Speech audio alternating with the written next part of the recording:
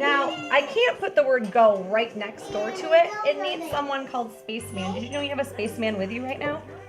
Right here, on your finger. Put Spaceman right after it. The students in Heather Klimsza's kindergarten class at Pennsylvania Elementary in North Muskegon are learning how to write their names, how to color, how to cut and paste, and what goes into a compost pile.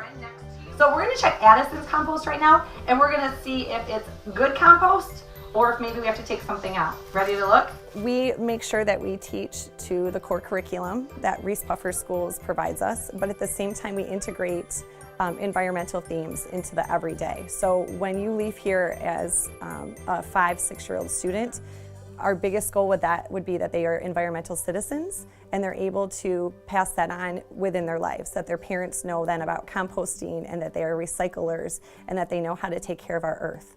We spend our days gardening. We grow food in our hoop house for the high school for their lunch program. We have a greenhouse, 2 gardens, and 12 chickens. And the chickens are probably our favorite.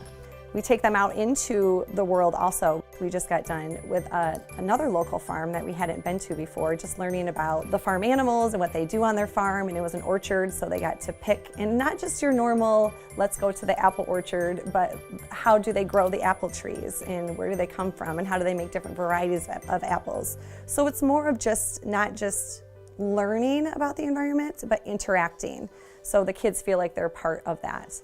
Muskegon County Farm Bureau volunteer Sue Cunningham did an Ag in the Classroom lesson and opened the door even wider for Heather's class. She came out here last year and did a lesson, and she provided me with all those links, which is like, I mean, it's like a treasure of lessons that integrate so nicely into what we do here. You know, just to know where food comes from, and how many kids don't know that, you know?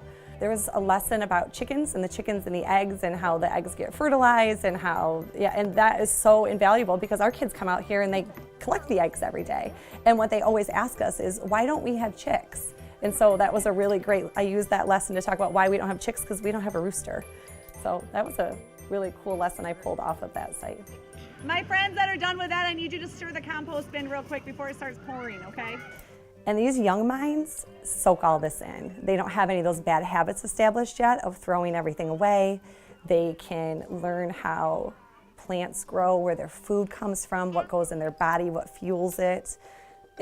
It's magical to watch a kid in the garden. There's nothing like it. And just to see their passion that they have for it, it fuels my day every day. And a lot of teachers, I think, would say, I don't have time for that in my day. How do you guys find time to do that?